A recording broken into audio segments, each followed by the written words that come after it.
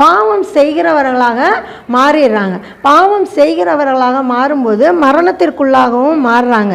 இந்த பாவம் மனித இனத்திற்கு தேவன் மீதுள்ள அவிசுவாசத்தை காட்டுகிறதாக இருக்கிறது. இன்றைக்கும் அவிசுவாசம் உள்ள ஜனங்களை தான் அநேக ஜனங்கள் இந்த தேசத்தில் வாழ்ந்து கொண்டிருக்கிறாங்க. தேவனுடைய கட்டளைகளுக்கு கீழ்ப்படுகிறதே இல்லை. இது முதல் பாவம். இந்த பாவமே பரிமாணம் எடுத்து இன்றைக்கு அநேக பாவங்களாக நம்முடைய தேசத்தில் உருவெடுத்து காணப்படுகிறது. தேவனுடைய கட்டளைகளுக்கு கடந்த வாரத்திலலாம் பார்த்தா எவ்வளவு அக்கிரமமான காரியங்களை செய்து கொண்டிருந்தாங்க அப்படிங்கிறது நம்ம எல்லாருக்குமே தெரியும். ஒவ்வொரு சிலுவத்தனையிலையும் பொங்கல் வைத்துக்கொண்டு சினிமா பாட்டை போட்டுட்டு ஆடிக்கிட்டு குடிச்சுக்கிட்டு வேடிக்கையான காரியங்களை செய்து கொண்டு, அதெல்லாம் கர்த்தர் அருவருக்கக்கூடிய காரியங்கள். உன்னை சுமக்கிறவர் தான் இயேசுவை தவிர நீ சுமக்கிறது ஒருபோதும் கடவுளாக மாறாது. அதை கை தவறி யாராவது 4 பேர் இருக்கிறாங்க, ஒரு மூலையில் இருக்கவங்க கை தவறி விட்டுட்டா அது கீழே விழுந்து உடஞ்சிரும். தன்னையே காப்பாற்றிக்க முடியாத சிலை எப்படி ஒரு மனிதனை காப்பாற்ற முடியும்? ஒரு குழந்தை, ஒரு பிள்ளை அவங்க அப்பா கூட கோயிலுக்கு போச்சான். அது ஒரு விக்கிரக கோயிலுக்கு போச்சான். அங்கே சிலைகள் வைத்திருப்பாங்க இல்லையா, சிலைகள் வைத்திருக்கதா அதை ஒரு சிங்க சிலையை வச்சு வழிபட்டுக்கிட்டு இருக்கக்கூடிய ஒரு கோவில். அந்த சிங்கத்தை பார்த்து இந்த குழந்தை என்ன செய்யுது, பயந்துக்கிட்டு உள்ளே வரமாட்டேன்னு சொல்லி, ஐயோ சிங்கம் இருக்கு நான் வரமாட்டேன், சிங்கம் இருக்கா வரமாட்டேன். இத்தனைக்கு ஒரு 10-12 வயசு பிள்ளை, சிங்கம் இருக்கு நான் வரமாட்டேன் அப்படின்னு சொன்னான். அது சிங்கம் இல்லை பாப்பா, அது கடிக்காது, ஒன்றும் செய்யாது, அது வெறும் சிலை தான், நீ வா தைரியமாக உள்ளவா அப்படின்னு சொல்லிட்டு அவங்க அப்பா சொல்லிட்டாங்க. அதுக்கடுத்து அந்த பிள்ளை கேட்டுச்சு பாருங்க, அது அவங்க அப்பாவே எதிர்பார்க்கல. அது கடிக்காது அப்படின்றது உங்களுக்கு தெரியும், அது எந்த ஒரு வார்த்தையும் பேசாது, எந்த ஒரு செயலும் செய்யாதுன்னு தெரியும். அப்புறம் எப்படிப்பா அது நம்மளை காப்பாற்றுன்னு நீங்கள் அதுக்கிட்ட நீங்கள் வேண்டுறீங்க, அது வெறும் சிலை தானே, அப்புறம் எதுக்கு இங்கே வரீங்க, வாங்க வீட்டுக்கு போகலாம் அப்படின்னு சொன்னான். இன்றைக்கு பாருங்க, அப்படிதான் அநேக ஜனங்கள் இருக்கிறாங்க. தன்னையே காப்பாற்றிக்க முடியாத சிலை நம்மை காப்பாற்றணும்னு சொல்லிட்டு அந்த சிலை கிட்ட போய் வணங்கிட்டு இருக்காங்க. எங்கள் அப்பா சொல்லுவாங்க அந்த கதையை. ஒரு பாட்டி அம்மா போய் சமணசு காலில் சமணசு பாம்பை மிதிக்கிற மாதிரி ஒரு சிலை இங்கே வச்சுருக்கிறாங்க, இங்கே கோயிலில் வச்சுருக்கிறாங்க. ஒரு பாட்டி போய் அந்த கோயிலில் எல்லா சிலையும் பூச முடிஞ்சோடனே எல்லா சிலையும் தொட்டு கும்பிட்டுட்டு வருவாங்களாம். அப்படி போய் கும்பிட போனப்போ அந்த சமணசை தொட்டு கும்பிட்டாங்களாம், கீழே இருக்கக்கூடிய அந்த சர்ப்பத்தையும் தொட்டு கும்பிட்டாங்களாம். அப்போ கேட்டாங்களாம், ஏன் பாட்டி சமணசை தொட்டு கும்பிட்ற, சரி ஏன் பிசாசையும் தொட்டு கும்பிட்ற, அதை எதுக்கு தொட்டு கும்பிடக்கூடாதுல்ல அப்படின்னு சொல்லிட்டு, அது பிசாசு, அதையே தொட்டு கும்பிட்ற, மேலே சமணசை தொட்டு கும்பிட்றது ரைட்டு, ஏன் இதை தொட்டு கும்பிட்ற அப்படின்னு கேட்டதுக்கு, மோட்சத்துக்கு போனால் சமணசு பார்த்துக்கட்டும், நரகத்துக்கு போனால் இந்த பிசாசு பார்த்துக்கட்டும் அப்படின்னு சொன்னிச்சான் அந்த கேள்வி. அப்போ பாருங்க, இன்றைக்கு ஜனங்கள் இப்படித்தான் மூடத்தனமான காரியங்களை செய்து கொண்டு இருக்கிறாங்க. அப்போ உண்மையான தேவனையும் தேவன் கொடுத்த கட்டளைகளையும் மறந்துவிட்டு தங்கள் இஷ்டம் போல தங்கள் மனமோன போக்கிலே சென்று கொண்டிருக்கிறார்கள். நம்ம வழிபடுறது, நாம் செய்கிறது தான் சரியான காரியம் என்று சொல்லி அதற்கு வேதத்திலேருந்து உதாரணம்லாம் என்ன செய்கிறாங்க சொல்கிறாங்க. கடந்த வாரத்தில் இந்த இந்த சிலை வழிபாடை பற்றி தான் யூடியூப்பில் போட்டிருந்தாங்க பாருங்கள். அந்த சிலைகள் வழிபடுறது தப்பு, சப்பரம் தள்ளுறது தப்பு, இதெல்லாம் சொன்னதுக்கு பழைய ஏற்பாட்டு காலத்தில் உடன்படிக்கையை தூக்கிட்டு போனாங்கள்ல, அதுக்கு அடையாளமாக தான் நாங்கள் என்ன செய்கிறோம், இப்போ சப்பரத்தை தூக்கிட்டு போகிறோம் அப்படின்னு சொல்லிட்டு. உடன்படிக்கை பெட்டியில் என்னென்ன உள்ள இருந்தது, அன்றைக்கு கர்த்தர் கொடுத்த கட்டளை அது. உடன்படிக்கை பெட்டியை இந்த இடத்துக்கு போகிறப்ப தூக்கிட்டு போகணும். அதாவது அந்த உடன்படிக்கை பெட்டிக்கு நடுவில் பார்த்தீங்கன்னா 2 கேருபீன்கள் இருக்கும். அந்த கேருபீன்களுக்கு நடுவில் கிருபாசனம் அப்படின்னு சொல்லிட்டு இருக்கும். தேவன் அதில் தான் பேசுவார். அந்த உடன்படிக்கை பெட்டியை, அதாவது மேகம் நகண்டு போகிறப்ப இவங்க உடன்படிக்கை பெட்டியை எடுத்துகிட்டு போகணும். எங்கனக்குள்ள மேகம் நிற்கிதோ அந்த இடத்துல அவங்க என்ன செஞ்சிடணும், நின்று அந்த இடத்துல கூடாரத்தை கட்டணும். இன்றைக்கு நம்ம கட்டியிருக்க மாதிரி செங்கல் கல்லெல்லாம் வச்சு அந்த காலத்தில் கட்டி தேவனை தொழுது கொள்ளலை. அந்த காலத்தில் என்ன பண்ணாங்க அப்படின்னா, கையிலே என்ன செஞ்சுருவாங்க, எல்லா திங்ஸையும் எடுத்துகிட்டு போவாங்க, ஜாமான்களையும் எடுத்து போடுவாங்க. ஆசரிப்பு கூடாரத்திற்கு தேவையான குச்சிகை, கயிறு, அந்த துணி, திரை துணி, உள்ள ஆசரிப்பு கூடாரத்தில் வைக்கக்கூடிய மேஜை, இந்த உடன்படிக்கை எல்லாத்தையுமே கையிலேயே ஜனங்கள் எடுத்துகிட்டு போவாங்க. எங்கே கத்தரி நிற்க சொல்கிறாரோ அந்த இடத்துல அவங்க நின்று அந்த ஆசரிப்பு கூடாரத்தை அமைச்சு தொழுது கொள்ளுவாங்க. அது கத்தரிட்ட கட்டளை. இன்றைக்கு கத்தரிட்ட கட்டளை என்ன? அன்றைக்கு உடன்படிக்கை பெட்டியை தூக்கிட்டு போனோம். அந்த உடன்படிக்கை பெட்டியை யார் தான் தூக்கிட்டு போகணும்? ஆசாரியர்கள் மட்டும்தான் தொடணும், வேற யாரும் தொடக்கூடாது. இன்றைக்கு பார்த்தா அந்த சப்பரத்தை குடிகாரனும் உபச்சாரம் பண்ணுறவனும் அவங்க தான் தூக்கிட்டு சமந்துட்டு போயிட்டு இருக்கிறாங்க. அப்போ பாருங்க, அதாவது விக்கிரகம் ஒரு பொருள் அல்ல. நம்மை பொறுத்த வரைக்கும் விக்கிரகம் ஒரு பொருள் அல்ல. அவங்க அந்த உடன்படிக்கை பெட்டிக்கு ஒப்பிடும்போது, சரி உடன்படிக்கை பெட்டிக்கு நீ ஒப்பிடுற, சரி உன் போக்குலேயே நாங்கள் வரோம். உடன்படிக்கை பெட்டியை யார் தூக்கிட்டு போனது? ஆசாரியர்கள், பரிசுத்தவான்கள் தூக்கிட்டு போனாங்க. அவங்க ஆசரிப்பு ஊழியம் செய்கிறதுக்காக தங்களை 7 நாள் 13 நாள் 40 நாள்னு தங்களையே பரிசுத்தம் பண்ணிக்கிட்டு தான் அந்த தேவாலயத்துக்குள்ளேயே அவங்க வர முடியும். பரிசுத்தம் இல்லாமல் அந்த ஆலயத்துக்குள்ளே யாராவது பிரவேசிச்சாங்கன்னா அந்த இடத்துல என்ன செஞ்சிருவாரு? கத்தரை அடிச்சு போட்டுருவார். அதனால தான் பிரதான ஆசாரியனுடைய கால்களில் ஒரு சங்கிலியை கட்டி ஒரு எண்டு அவர் காலில் இருக்கும், ஒரு எண்டு என்ட்ரன்ஸில் இருக்கும். அதாவது ஒருவேளை அவர் பாவம் செய்ததோடையே அந்த ஆசரிப்பு கூடாரத்துக்குள்ள நுழைஞ்சு மரணம் அடைந்துட்டா, அவர் சவுண்டு நமக்கு கேட்கல, அவர் புழக்கம் தெரியல அப்படின்னா நம்ம அந்த சங்கிலியை வச்சு இழுத்து நம்ம தெரிஞ்சுக்கலாம் அப்படிங்கிறதுக்காக அந்த சங்கிலியை கட்டி. ஆசாரியனுக்கே அந்த நிலைமை அப்படின்னா இன்றைக்கு பரிசுத்தமே இல்லாமல் எவ்வளவு அக்கிரமமான கிரியைகளை செய்து கொண்டு வேதத்திலேருந்து என்ன செய்கிறாங்க? அதுக்கு உதாரணத்தை காமிக்கிறாங்க. உடன்படிக்கை பெட்டியை தேவன் தூக்கிட்டு போக சொன்னது ஒரு கட்டளை, கத்தர்கிட்ட கட்டளை. உடன்படிக்கை பெட்டியை தூக்கிட்டு போன அந்த உடன்படிக்கை பெட்டிக்குள்ள என்ன இருந்தது? மன்னா வைக்கப்பட்ட பொற்பாத்திரம், ஆரோனுடைய துளைத்தொக்கோல், 10 கட்டளை அடங்கிய கற்பலைகள் இருந்தது. அந்த பெட்டியை பரிசுத்தம் இல்லாமல் ஆசாரியர்களை தவிர வேறு ஒருவரும் தொடக்கூடாது. தொட்டா கத்தர் அந்த இடத்துலயே அடிச்சிருவார். அப்படிதான் மாட்டு வண்டியில் கொண்டுட்டு போகிறப்ப ஊசா அப்படிங்கிறவன் என்ன செஞ்சுட்டான்? வண்டியிலேருந்து பெட்டி, வண்டி கொஞ்சம் தடுமாறிடுச்சு, வண்டியிலேருந்து பெட்டி உழுக போதேன்னு போய் பிடிச்சான். பிடிச்சது ஒரு தப்பா? வண்டி பெட்டி கீழே விழுக போகுது அப்படின்னு பிடிச்சது ஒரு தப்பா? அந்த இடத்துல தப்பு. ஏன்னா அவன் ஆசாரியன் கிடையாது, லேவியனும் கிடையாது, லேவி கோத்திரத்தை சார்ந்தவனு கிடையாது, ஆசாரியனும் கிடையாது. அந்த இடத்துல வேறு ஒரு கோத்திரத்தை சார்ந்த அந்த ஊசா தொட்டதுனால அந்த இடத்துல கத்தர் என்ன செஞ்சார்? அடித்து சாகடிச்சிட்டார். இப்போ கத்தர் உனக்கு என்ன கட்டளை கொடுத்துருக்கிறார்? உன் தேவனாய கத்தர் இடத்தில் உன் முழு இருதயத்தோடும் உன் முழு ஆத்மாவோடும் உன் முழு மனதோடும் அன்பு கூறுவாயாக. கத்தரிடத்தில் முழு ஆத்மாவோடும் முழு இருதயத்தோடும் முழு மனதோடும் அன்பு கூறணும் அப்படின்னா அவருடைய கட்டளைகளை நம்ம கை கொள்ள வேண்டும். 10 கட்டளைகளில் 2வது கட்டளையவே என்ன செஞ்சுட்டாங்க? அவங்க எடுத்துட்டாங்க. எடுத்துட்டு கத்தர் கொடுத்தது 10 கட்டளை 9 கட்டளைன்னு சொன்னால் யாராவது ஏற்றுக்க முடியுமா?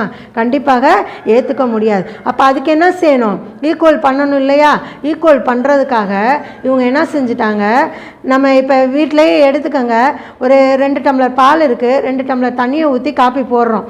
யாரோ 2 பேர் எக்ஸ்ட்ரா வந்துட்டாங்க. அப்போ என்ன செய்வோம்? இன்னொரு ஒரு டம்ளர் தண்ணியை ஊற்றி ஆளுக்கு ஒரு முக்கால் டம்ளரை கொடுக்கலான்னு சொல்லிட்டு ஈக்குவல் பண்ணுவோம் இல்லையா? அது மாதிரி இவன் என்ன செஞ்சுட்டான்? ஒரு கட்டளையை தூக்கிட்டாங்க. எந்த கட்டளைனா, மேலே வானத்திலும் கீழே பூமியிலும் பூமியின் கீழ் தண்ணீரிலும் உண்டாயிருக்கிறவைகளுக்கு ஒப்பான யாதொரு சொரூபத்தை ஆகிலும் யாதொரு விக்கிரகத்தை ஆகிலும் நீ உனக்கு உண்டாக்க வேண்டாம், நீ அவைகளை நமஸ்கரிக்கவும் சேவிக்கவும் வேண்டாம். உன் தேவனாகிய கத்தராய் இருக்கிற நான் எரிச்சல் உள்ள தேவனாய் இருந்து. என்ன காரியத்துக்காக? இந்த விக்கிரக ஆராதனை பண்ணுகிறதற்காக தேவன் என்ன செய்கிறாராம்? எரிச்சலுள்ள தேவனாக மாறுகிறாராம். எரிச்சலுள்ள தேவனாய் இருந்து உன் பிதாக்களுடைய அக்கிரமத்தை பிள்ளைகள் மடியில் சரி கட்டுகிறவராய் இருப்பேன். எத்தனை தலைமுறை வரைக்கும்? 3ஆம் 4ஆம் தலைமுறை வரைக்கும் விசாரிக்கிறவராய் இருப்பேன் அப்படின்னு சொல்லி சொல்கிறார். மாறாக என்னிடத்தில் அன்பு கூர்ந்து என் கட்டளைகளை கைக்கொள்ளுகிறவர்களுக்கு 1000 தலைமுறை மட்டும் இரக்கம் செய்கிறவராய் இருக்கிறேன்னு சொல்லி சொல்கிறார். அந்த 2வது கட்டளையாக அவன் எடுத்துட்டான். ஏன் அப்படின்னா அங்கே கோயிலில் எங்கிட்டு திரும்பினாலும் என்ன தான் இருக்குது? விக்கிரகங்கள் தான் இருக்குது, சிலைகள் தான் இருக்குது. அது பத்தாது அப்படின்னு தெருவுக்கு தெருவு என்ன செஞ்சுருக்கிறாங்க? இப்போ சிலைகளை வைத்துக்கொண்டு ஃபாதர்ஸ் போய் மந்திரிக்க, அதுக்கு என்ன பொங்கல் வச்சா பொங்கலை மந்திரிக்க, பிரியாணி ஆக்கினா அதை மந்திரிக்க. ஜல்லிக்கட்டுக்கு இப்போ ஒரு ஃபாதர் மந்திரிச்சார். ஏதோ ஒரு ஊரில், வெளியூரில், தூத்துக்குடியா திருநெல்வேலி அந்த சைடில் ஜல்லிக்கட்டு விழா நடக்குது. ஒரு மாடை வச்சுருக்கிறாங்க, முன்னாடி வச்சுக்கிட்டு ஃபாதர் வந்து மந்திரிக்க சொல்கிறாங்க. அந்த ஜல்லிக்கட்டுக்கு மந்திரிக்கிறாரு. புறா, கோழி, சேவல், ஆடு, மாடு இதுகளுக்கு போன வாரம் வந்து ஃபாதர் வந்து மந்திரிக்க. இதெல்லாம் ரொம்ப கத்தர் அருவருக்கக்கூடிய காரியங்கள். அந்த 2வது கட்டளையை எடுத்துட்டு 10 கட்டளையை ஈக்குவல் பண்ணுறதுக்காக என்ன பண்ணிட்டாங்க அப்படின்னா, கடைசி கட்டளை இச்சியாதிருப்பாயாகனு ஒரே ஒரு வார்த்தையெல்லாம் முடிச்சார். பிறனுக்குள்ளே யாதொன்றையும் இச்சியாதிருப்பாயாக அப்படின்னு. அதை என்ன பிரிச்சிட்டாங்க அப்படின்னா, பிறனுக்குள்ள உடைமைகளை இச்சியாதிருப்பாயாக, பிறர் தாரத்தை விரும்பாதிருப்பாய் இச்சியாதிருப்பாயாக அப்படி. பிறனுக்குள்ள யாதொன்றையும் அப்படின்னாலே அவனுக்கு உண்டான எல்லாமே தான். உடைமைகளாக இருக்கட்டும், மனைவியாக இருக்கட்டும், பிள்ளைகளாக இருக்கட்டும், எல்லாமே இன்க்ளூடு தான். அதையே நீ பிரிக்கிற. முக்கியமான கட்டளையவே தூக்கி எடுத்துட்டு ஏன் தேவையில்லாத காரியத்தை ரெண்டாக நீ பிரிக்கிற? இச்சியாதிருப்பாயாகன்றதை ரெண்டாக பிரிச்சிட்டோம்னா 10 கட்டளை ஈக்குவல் ஆயிரல. அந்த முன்னாடி 2வது எடுத்ததுக்கு பதிலாக 10வது கட்டளையை ரெண்டாக பிரிச்சுட்டாங்க. பிறனுக்குள்ள பொருளை இச்சியாத, பிறனுக்குள்ள மனைவியை இச்சியாத அப்படின்னு சொல்லிட்டு. ஆனால் பைபிளில் இருக்கிறது பிறனுக்குள்ள யாதொன்றையும் இச்சியாதிருப்பாயாக என்பதான். அப்போ பாருங்கள், இதுலையே அவங்க என்ன செய்கிறாங்க? கர்த்தருடைய கட்டளையை மீறி நடக்கிறாங்க. இதுதான் பிசாசானவனுடைய பயங்கரமான தந்திரமான காரியம். கர்த்தருடைய கட்டளைகளை மீறி நடக்க செய்து அவர்களை பாவத்திற்குள்ளாக்க வேண்டும் என்பது. இதைத்தான் ஆதாம் ஏவாள்கிட்ட அவன் முதல்ல ஆரம்பித்தான். கர்த்தருடைய கட்டளைக்கு நீ கீழ்ப்படியாத. அப்படி தானே இன்றைக்கி நடந்துட்டு இருக்காங்க. கர்த்தருடைய கட்டளையவே ஒரு கட்டளையை எடுத்துட்டு இன்றைக்கு கர்த்தரிட்ட அந்த 10 கட்டளையை பற்றி ஃபாதரை பிரசங்கிக்க சொன்னால் கண்டிப்பாக பிரசங்கிக்கவே மாட்டார். ஏன் அப்படின்னா, அந்த எல்லா பாவத்தையும் செய்யக்கூடிய ஜனங்கள் தான் பிரதானமாக டொனேஷனை அங்கே கொடுத்துட்ருக்குறாங்க. அந்த பாவத்தை செய்யாத அப்படின்னா அடுத்து என்ன பண்ணுவாங்க? டொனேஷன்லாம் நிப்பாட்ட மாட்டாங்க. ஃபாதரை அடித்து என்ன செஞ்சுருவாங்க? வேறு ஊருக்கு மாற்றி விட்ருவாங்க. அதுக்காகவே என்ன செய்ய மாட்டாங்க? வார்த்தைகளை விட மாட்டாங்க. இது மிகப்பெரிய ஒரு தவறான காரியம். அதாவது நாம் கர்த்தருடைய கட்டளைகளை அறிந்திருந்து அதை மக்களுக்கு போதித்து அவர்களை மனந்திருப்ப வேண்டிய இடத்துல நம்ம இருக்கிறோம். அந்த இடத்துல நின்றுக்கிட்டு தவறான காரியங்களை போதிப்பதும் அல்லது போதிக்க வேண்டிய கர்த்தருடைய கட்டளைகளை போதிக்காமல் இருப்பதுமே பாவம்தான். ஜனங்களை வழிநடத்தக்கூடிய குருவானவர்கள், கன்னியர்கள் ஜனங்களை வேத வசனத்தின் வழியிலே நடத்த வேண்டும். ஒரு தப்பு செய்றியா, என்னதான் ஆபத்து வந்தாலும் இது தப்பு தான் அப்படின்னு சொல்லிட்டு என்ன செய்யணும்? முழு மூச்சா நிற்கணும். அப்போ தான் அவங்க திருந்துறாங்களே, ஜனங்கள் திருந்துறாங்களோ இல்லையோ, போதிக்கக்கூடிய நம்ம என்ன செய்ய முடியும்? தப்பித்து கொள்ள முடியும். இங்கே சபையில் பாருங்கள், வருவாங்க, தவறு செய்கிறாங்க அப்படின்னா இது தவறு அப்படின்னு சொல்லிட்டு நம்ம கண்டிப்போம். மனம் திரும்ப மனசு இருக்கிறவங்க மனம் திரும்பி வருவாங்க. சூழ்நிலை காரணமாக தவறக்கூடிய ஒரு சூழ்நிலை வரும். அதை யாராலையும் தவிர்க்க முடியாது. ஆனால் நான் தொடர்ந்து பாவம் செஞ்சுக்கிட்டே இருப்பேன் அப்படின்னா அவங்க கண்டிப்பாக வர மாட்டாங்க. நம்மளே வராதுன்னு சொல்ல தேவையில்லை. அவங்களே என்ன செஞ்சுருவாங்க? மனது உறுத்தப்பட்டு நின்றுவாங்க. அதனால தான் இன்றைக்கு சபைகளில் ஆட்கள் இல்லை. அதை குறித்து நம்ம எந்த சூழ்நிலையிலும் கலங்கக்கூடாது. உண்மையான சத்தியம் எங்கே இருக்கோ அங்கே ஜனங்கள் கம்மியாக தான் இருப்பாங்க. இன்னும் பெரிய பெரிய சபைகள்லாம் இருக்காங்க, ஆட்கள் போகிறாங்க. ஆனால் வாரத்தில் அந்த முதல் நாள் ஆராதனையில் கலந்துக்குவாங்க. மற்ற நாட்கள் பார்த்தா அவங்களுடைய கிரியைகள் 170 பேருடைய கிரியைகள் உலக பிரகாரமான ஜனங்களுடைய கிரியைகளாக தான் இருக்கும். அங்கேயும் என்ன செய்ய மாட்டாங்க? ஜனங்கள் செய்யக்கூடிய தப்பை நம்ம இப்போ கொஞ்சம் பேராக இருக்கிறதுனால, எல்லாம் இந்த தெருவுக்குள்ளே ஊருக்குள்ளேயே இருக்கிறதுனால, ஒருத்தர் குடும்பத்தில் நடக்கிறது எங்கள் குடும்பத்தில் நடக்கிறது உங்களுக்கு என்னன்னு தெரியும், உங்கள் குடும்பத்தில் நடக்கிறது எங்களுக்கு என்னன்னு தெரியும். அதனால் நம்ம ஒருத்தருக்கு ஒருத்தர் வேதவசனத்தின் மூலமாக ஆலோசனை சொல்லி தவறுகளை திருத்தி கொள்ளுகிறோம். ஆனால் பாருங்கள், இன்னும் பெரிய பெரிய சபைகள்லாம் பார்த்தா ஒருத்தருக்கு ஒருத்தர் தெரியாது என்னென்ன நடக்குது, நம்ம இந்த கோயிலுக்கு போகிறது என்ன தெரியவா போகுது அப்படின்னு சொல்லிட்டு அநேகர் மாரம்பாடி கோயிலுக்கு போயிருக்கிறாங்க, அநேகர் வாடிப்பட்டிக்கு போகிறாங்க, வேளாங்கண்ணி கோயிலுக்கு போகிறாங்க. இதெல்லாம் ஒரு பாவமா அப்படின்னு சொல்லிட்டு போகிறாங்க. இதை பாஸ்டர்ஸ்களை என்ன செய்கிறதில்ல, அநேகர் கண்டுக்கிறதில்ல. அநேகர் தெரிஞ்சும் நம்ம சொன்னோன்னா எங்கே வராமல் போயிடுவாங்களோ அப்படின்னு சொல்லிட்டு என்ன செய்கிறாங்க? ஈஸியாக விட்டுட்டு போகிறாங்க. இது மிகப்பெரிய ஒரு தவறான காரியம். நமக்கு அப்படி இல்லை. கர்த்தர் எந்த வகையிலாவது நம்மை போஷிப்பா. எவ்வளோதான் தசம பாகம் கொடுக்குறவங்களா இருந்தாலும் சரி, சத்தியம் இதுதான். இதன்படி நீங்கள் கண்டிப்பாக நடந்தால் மட்டும்தான் பரலோகத்திற்குள்ளாக போய் சேர முடியும். இதுதான் நம்முடைய சத்தியமே, வேத வசனத்தின் மூலமாக நம்ம போதிக்கக்கூடிய சத்தியமே. வாழ்ந்தாலும் இயேசுவுக்காக, மரித்தாலும் இயேசுவுக்காக.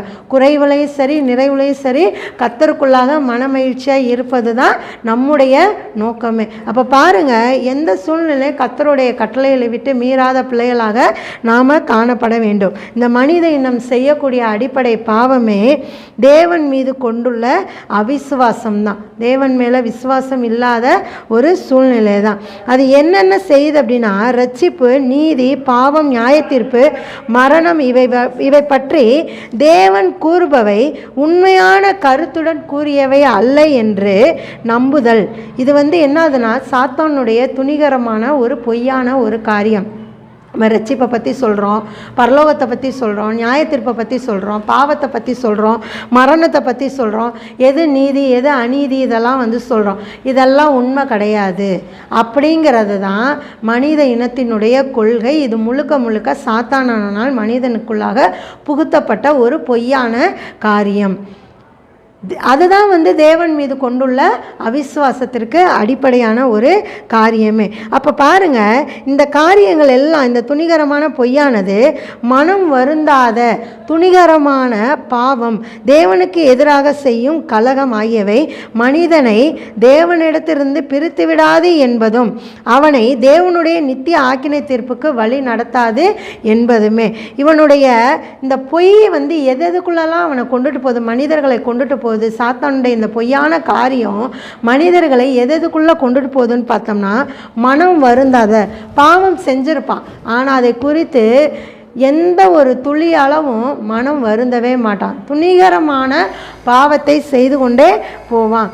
தேவனுக்கு எதிராக செய்யக்கூடிய கலகம், தேவனுக்கு எதிராகனா தேவனுடைய பிள்ளைகளுக்கு எதிராக, நமக்கு எதிராக செய்யக்கூடிய கலகம், இதெல்லாம் மனிதனை ஒருபோது தேவன்கிட்டருந்து பிரிக்கவே பிரிக்காது அப்படின்னு என்ன செய்வான், அவன் நம்புவான்.